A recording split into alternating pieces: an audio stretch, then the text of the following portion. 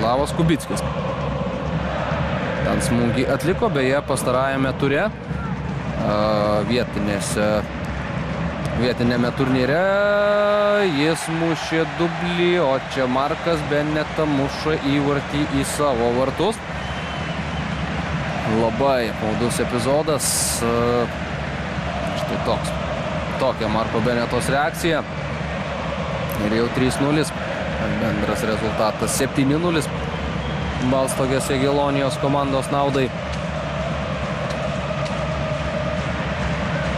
Ir be didesnių komentarų.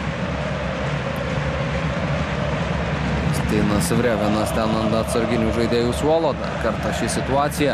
Lik tolimojo virpsto siunčiamas kamuolys. Beneta į jį sužaidžia. Štai čia. Pululu, rikošet, bandymas išmušti kamuolį. Ir tuomet kamuolys tiesiog suranda Marko Benetos koją ir atsiduria vartų tinkle. Linas Klimavičius čia bandė išsivalyti. Pavyko to padaryti sėkmingai ir kamuolys nuo Benetos kojos keliauja į tinklą. Patys į žaidimo vis dar nemušė Jagelonijos.